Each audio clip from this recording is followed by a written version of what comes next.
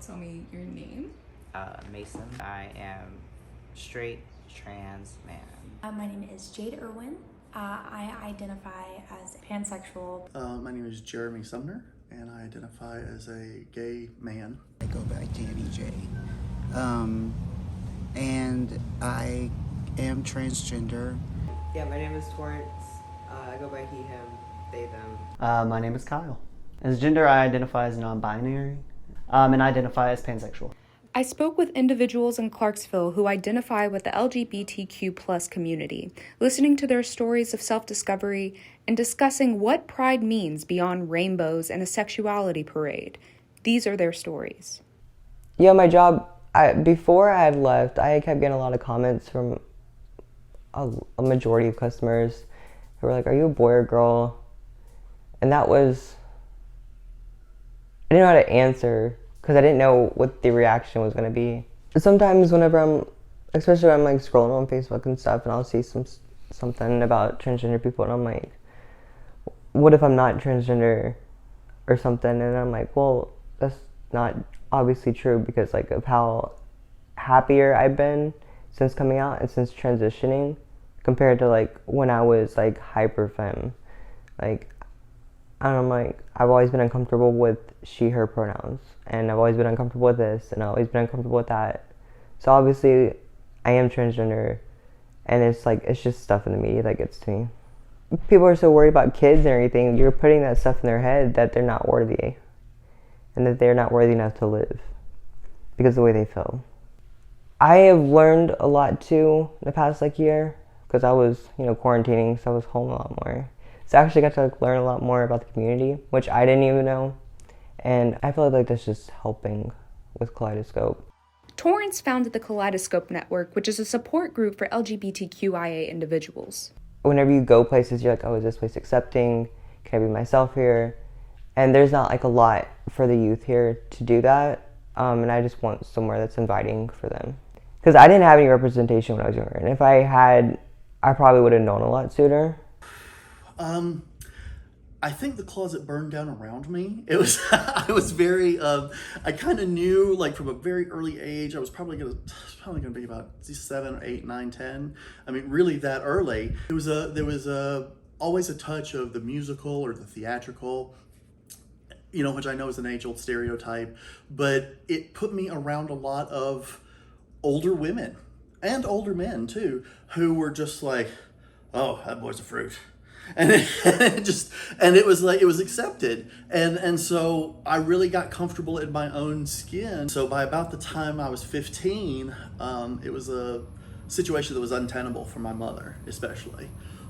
She wanted a man's man, but that was not me. That was not what I wanted to do. And so I was sent away to boarding school at 15 to be away from my younger brother and sister because she was afraid that I was going to molest them, as well as she got rid of the family dog because she thought I was going to molest that too. And so when I went away to boarding school, I never really pretended to be anything other than what I was. It was sort of like, I'm here, I'm queer, get used to it. And people either loved me for that or they absolutely hated me for that. And that's kind of been the story throughout my life. With the parents away and with, even my brother and sister away, that was hard. I mean, that was very hard to deal with. But in another sense, I feel like it made me much stronger. It gave me a driving desire to know more about myself and what I wanted and what I didn't want.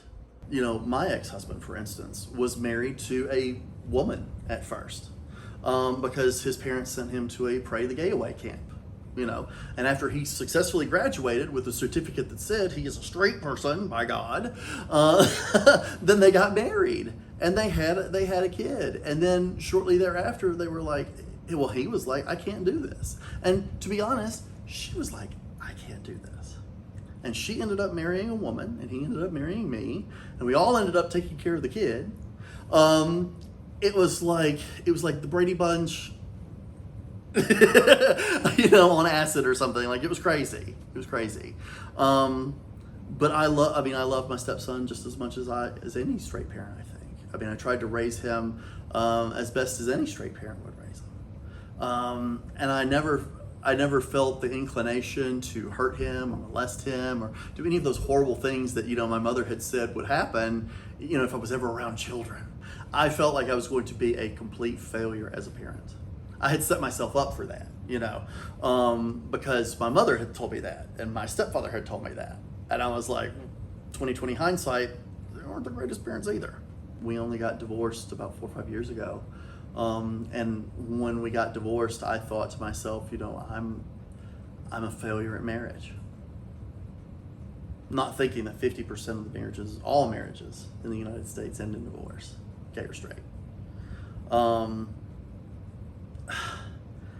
I couldn't escape that stinking thinking we talked about earlier. You know what I'm saying? Where I bore, because I was gay, I bore some sort of superhuman responsibility to everyone around me. I had to be the funniest. I had to be the wittiest. I had to be the most charming. I had to be this. I had to be that. I just had to be on 24/7. That took a long time to overcome too. That it was okay if I was the funniest, smartest, wittiest, whatever in the room. I had never really felt that self-acceptance. Because I'd always been seeking everybody else's acceptance. Somehow I thought in my head, I had gotten this idea in my head that, well, sometime in the future, life is going to be easier for me and for us as LGBTQIA people. Life is going to be easier for us, and then I can be happy. You see what I'm saying? And I finally realized that life was never going to let up like that. It just is. I mean, sometimes it's harder, sometimes it's not so hard. But life is never going to get to a point where it's just smooth sailing, and you have to choose to be happy. You have to make that happen. Because if you don't, nobody else is going to do that for you. I started T 2 years ago, April. But I came out 3 years ago. Before I came out as trans, I identified as lesbian, and I had this whole coming out with my parents. They went through my phone, found a bunch of stuff. But as far as coming out as trans, I fought with that for a very long time. I had no clue. I wasn't even really exposed to the trans community much. And so when she had asked me you don't want to be a boy? I was like, what? No way. I'm good. Just very masculine presenting female. And once I started looking into it though, I was like, oh, I am feeling a lot of these feelings. Family, really even outsourced family, not even just immediate, have all been super supportive. If anything, I would just say people not respecting me at work. Because when I started working my job, I was identifying and presenting as a female, and then kind of eased it in. After I had surgery and everything, I felt like it was maybe help them know. So when I came back from surgery, obviously I got facial hair and everything, and some people are definitely a lot more kind with it. They try, they correct themselves, and especially people who didn't know and now know, and they correct themselves, it means a lot. But there's other people that just, they don't even try. I feel like it's just one of those things that it's a package deal. So I just don't, they ain't nothing to me. You are who you are, and you're perfect, and everything, don't let what other people tell you put you down. You are becoming who you want to be, or you are who you want to be, and don't let anybody else tell you otherwise. So I realized that I wasn't straight when I was about 14 or 15. It was my freshman year of high school. For the majority of my early life, I didn't really have a lot of exposure to people in the LGBTQ plus community. That just wasn't something I knew about. I grew up relatively sheltered, so I didn't have access to technology, social media, anything like that outside of TV or video games. I played soccer, and there was a girl on my soccer team who I was like, oh my goodness, she is so cool. I really like her. I want to be friends with her. And that just kind of grew And I realized one day that, I don't just want to be friends with her. I really like her. And at the time, she was in a relationship, so that was like, for 14-year-old me, that was like difficult. It's like, oh my God, is this rejection? I was like, okay, like this is like, for me, it's bisexuality right now. And at 14, I didn't really know too much about just sexuality in general and all like the expansive identities in regards to that. So I came out to, well, I didn't really come out to my parents. They kind of figured that out on their own, like through like, they just found out like going through my phone one day, and they weren't super accepting. Like they didn't like chastise me or like cut me off for it, but they kind of assumed it was like just a phase. They were like, yeah, I just hope it's not something you're doing for attention. And I have 4 parents. So half of them were like not super accepting. They just brushed it off. And the other half were like, yeah, like good for you. I'm glad that you're like figuring out who you are, what you like, who you like, and just if you need anything, let me know. Like it's been like 6 years since then, about 6 years, because I'm almost 20 now. And I just, over the past mainly like year and a half, 2 years, I've really felt that like bisexuality didn't really define like how I felt and how I love people. It just, I don't know, it felt like too restricted, even though I know it's not. Like it just didn't feel comfortable. It was like wearing a pair of pants that like doesn't really fit. Like it's your size, but the waist is like kind of too big, legs are too short, like so like it fits, but you kind of avoid wearing them because you don't really feel comfy in it. And it wasn't until like recently, in the past like few months, that I realized, okay, I really like the label like pansexual. Like that is really comfortable to me. I feel like it really like accurately describes like how I love people and like what determines like my like who I'm attracted to. And I don't know, I love people. People are so easy to fall in love with. And I don't like, Pride isn't just 1 month a year. Like obviously we celebrate it like really strongly 1 month a year, but just being proud of and confident in and not afraid to be like who you are, regardless of whether or not your true self like lines up with society's expectations of who you should be. So if you're a little weird, a little non-conventional, like to say the least, like be proud of that, be loud about that, because for so long, so many people in like this community didn't feel like they could be themselves. For a lot of people in the community, like their gender identity or their sexual identity like may not make sense to other people, and that's fine, because ultimately the only person it needs to make sense to is that individual. Well, we had a computer in the house, and I stumbled upon some stuff that I should not have stumbled upon, and I was very intrigued by the female portion of said material, but then I was also very intrigued by the male segments of the material. And I was like, huh, that's weird. And I never really thought too much of it. It wasn't until I was older. I was raised Southern Baptist with my grandmother and my mom and my aunt. They're very, very religious and very like by the Bible. And so I didn't really like hear the words gay or really like knew what that was until church, to be honest with you. And at first I was like kind of excited because I was like, oh, that sounds like me. You know, and then I heard abomination and it's evil and you're going to hell and there's something wrong with you. When I was 7, there was an incident with a family member where I was molested, and we are the same gender. And so that kind of furthered my belief, well, not really my belief, but their beliefs that was, imprinted onto me of, oh, maybe gay people are evil. Not only the narrative of, wow, I have no innocence, because that was taken from me from like that kind of standpoint, right? But then also of like gay people are evil because this is the first gay person that I've met and they did that to me, and I also feel like I'm gay, so then I must be evil. And then it wasn't until high school where I started kind of coming to terms with that and kind of like understanding what happened to me, and also understanding, okay, one person doesn't dictate like the whole community, right? It's been like a lot of moving forward, going backwards, moving forward, going backwards. And a couple of years ago, I finally realized, I was like, who cares? I'm going to die one day, and do I really want to die like living half a life? I started, dabbling in drag a little bit. I wouldn't call myself a drag queen, but I want to be, and I'm practicing.